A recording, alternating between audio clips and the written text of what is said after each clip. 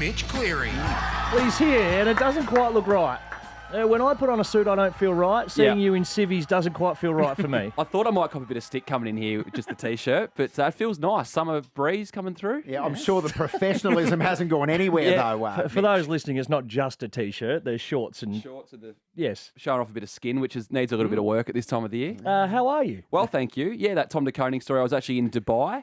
And when I think overseas trips, I think of you going to Fiji, but I didn't go as far as Fiji. I only got you at Sydney Airport. Well, and that's not a good hunting ground for you either with Clary this off-season either. So might need to go up there. I saw the Giants took the mickey out of that actually on their own socials, which was good gear. Yeah, there's a lot of St Kilda fans listening now going, what is happening with this calf? So just quickly, an update on the Tom de Koning calf. He's back running, but he still needs a bit of time to get back to the full group. So I expect that'll happen in January. He tore it in November sometime. I found out about it when I was over in Dubai, and then he's sort of working his way back into the full group. And then there's Jack Silvani as well, who's still overcoming that groin injury, which saw him miss the end of his time at Carlton. Again, he's going to be back with the main group in January. So a couple of their big recruits, still a bit of waiting to be done. My favourite Tom de Koning story has been there was a St Kilda function where everyone was kind of meeting new players and whatever, and Tom de Koning was wearing a name tag. I thought, gee, the bloke you're paying $2 million a year needs a name tag at your function. why were you in Dubai? Yeah, I was there with Collingwood doing a bit of hard-hitting journalism with the Pies. So the Dacos brothers. I saw you chasing the players who were riding camels. Yes, that's right. So that's hard-hitting, isn't it? Isaac Quaino had a bit of trouble getting on. I had to be there in case they fell off the camel or something happened. Again, hard-hitting. Just waiting there. This is a junket. This is a junket. That's how you like to phrase it, but there was a few hard-hitting interviews. What was the ignoring yourself for just a moment, Mitch? What was the purpose of that trip? So they've Dubai? got a deal with Emirates. It was a Collingwood Emirates deal. It was basically a tourism situation to get them over there to show them the sights of Dubai. Sure. So I just happened to get myself on the trip, Lehmo. And it's not too bad because Emirates, beautiful airline, like been the sponsors of Collingwood for a long time. Are you trying to jag a flight somewhere? No, well, I know that from the front to the back, it's fantastic. From the front to the back, as if so you've could sat you at the tell back? me about the back? You weren't there. I couldn't tell you. Okay. Oh, right. So got an experience up the front. We had to be where the players were to business show or first. The former business. Okay. So we had to be where the players were to show off the full experience, Daisy. Yeah. So you had to be there. So you couldn't have walked from the back cabin. Well, it's underneath actually on the A380. Yeah. So they've got stairs. So I didn't know where the stairs were. So I just got stuck on there and. Were you next to a player? Did you have the sliding? I was actually next to Jackie Epstein from the Herald Sun. Oh, okay. So and then for some reason she wrote a story about me 24 hours later. Right. Okay. What did this story involve? This was the whole sticking around at Channel 7. Okay, yeah, that one. I must have said something in my Said sleep something on in the play. Said something in I your. tell you what, this reeks of the old Emirates bar at the back. Very. That's a nice bar too, I'm told. Now, we better get to some footy stories here. Let's go to Nick Larkey. Yeah. North Melbourne. What's the latest? So he's replaced Jai Simpkin as captain. Simpkin was never in the running to be captain next year, given he tried to get to Collingwood himself for a trade in the off-season. The Roos put a line through any captaincy hopes for him. And then it was probably out of Larkey and Harry Sheasel, and they've gone with Larkey, which I sort of agree with. I think he's 27. Sheasel's just turned 21. Gives Harry a bit more time. And I think clubs have... What do you reckon, Daisy? Gone away from that model of the younger captain since the Trengove days at Melbourne going super young. I think from all people you speak to at North Melbourne, Harry could have comfortably been given the mantle as captain and would have done a fantastic job, but there's no real need to lump extra pressure on the kid as he is still such a young player. And Nick Larkey's going to be an awesome captain, I think. The way he leads on field, well respected, and can have a good laugh too, which is a nice balance. I agree, and he's got great connections with the media. He's got great connections from the younger players to the older players at North. And I can see he's the sort of guy that would present well to the board and sponsors and those sorts of things. Does a great Donald Trump impersonation as well. You might need to get him in here a bit more throughout next year. Very good. Does Damien Barrett? Does he do you? Not yet, no. So I might steer away from that. Tassie's been the other biggest one that has been across my desk. What's the latest there? And it seems like it's progressing nicely. Finally. So it's been ticked off at both levels of government, which we've been waiting for 12, 18 months. If only this had happened 2 years ago and we could have even been starting the construction.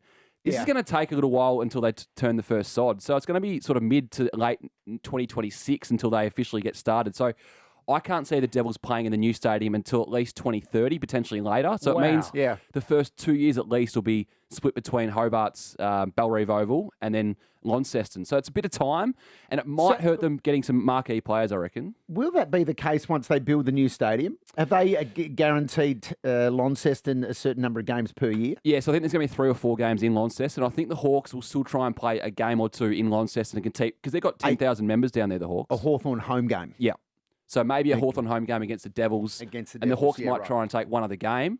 But I just think it's going to be a tough first couple of years because you want them playing in primetime games in the new stadium, Thursday, Friday night footy. It's going to be a tough sell playing at the existing stadiums where they are right now, if that makes sense. So, and the conditions that are put forward. I think we saw Hawthorn and Adelaide on a primetime Friday night game up at Launceston, and it was 40 apiece. Yeah. Slippery, wet, cold. It was no good. Yeah, that was a rough old night. Yeah, that was a bad advertisement which for Friday night a footy. young side coming in that is going to be the expansion side. That is going to be tough to be, one, scoring, but 2, getting put 120 against you and trying to get a crowd. And you're trying to throw big money at these big name players, trying to get them down there. I think that would have been much easier had you been ready to go in the new stadium. Albeit they do have $5 million extra on top of the cap for the first 2 years. And you've got the Amy Community Series fixture. Yes. Can you hang around and give us that after the break, please? Absolutely. Thank you very much. More with Mitch Cleary next on the Rush Hour. And the Amy Community Series fixture has been released. So footy fans, the wait is nearly over. Yeah, and I'm a bit disappointed because it's not as community as it used to be. It used to try and get out to Sale and Wangaratta and Gippsland and all these sorts of areas days. Now it's just a lot of these sort of city suburban grounds. So Ballarat features heavily. 3 times for Ballarat. So they get Melbourne, Richmond, then they get St Kilda, Essendon, and then North Melbourne, Collingwood. So Collingwood are leaving the Melbourne CBD to go to Ballarat. That is largely... How are Collingwood fans going to cope with that? We'll get over it. It's pre-season. We'll be fine. We've traded that off for not going to GWS round 0. So it's not too bad. That's not bad. That's a good win. Why is Ballarat getting all these games? So the Dogs were due to host 2 games a year in Ballarat, but because the ground's getting redone, that's been pushed back. So as a part of a make good, I believe, it's been pushed into the pre-season. The Dogs will make those games up at AFL level in years to come, but the ground's, I think, down to 5,000 person capacity. So they can't play AFL games there, so they're throwing a few pre-season matches. So if you're a footy fan, you get to Ballarat in February, and you get a game on Friday, Saturday, Sunday. Oh, there you go. Book a little Go to Sovereign Hill in between. Yeah. A few raspberry drops. Nice week. Dress up in the old clobber. Away you go. Do some panning. Come back with a bit of gold. You've got late February planned, Daisy. Right there.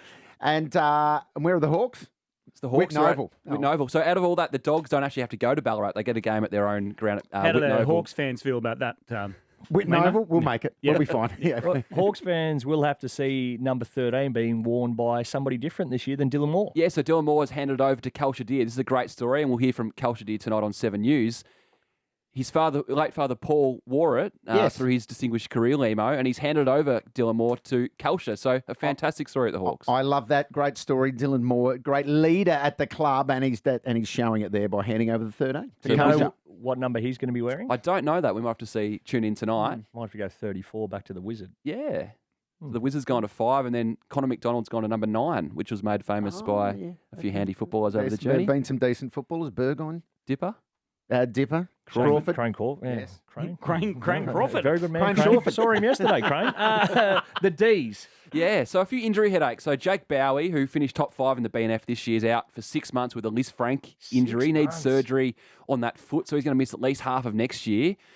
Jack Viney's got an Achilles concern. That's going to keep him out of main training for at least a month into January. And then when you throw in the fact they've lost Clayton Oliver, Christian Matraka, it's going to be a new look midfield to start next year. So a lot of emphasis goes on the shoulders of Jack Steele, who comes in and might have to carry a bit of that load to start next year. Well, there you go. That is big. And across the road at the Pies, a new assistant coach. Yeah, so Dyson Heppel has joined as a development coach. There's been a bit of a shift in the Collingwood coaching panel. So Scott Selwood's taking a year off footy. Josh Fraser's gone to Carlton. So Dyson Heppel goes into development. And my understanding as of this morning was that he's still going to play for Port Melbourne in the VFL. So he'll be a development coach Monday to Friday, then play VFL for Port Melbourne, and he'll start into the new year. So Port Melbourne playing against Collingwood in the VFL. Interesting to see how that plans out. Okay. And he starts in the new year? Yes, he's overseas at the moment. Okay. Who's the next question without notice for you, Mitch Cleary? Who's going to be the next senior coach?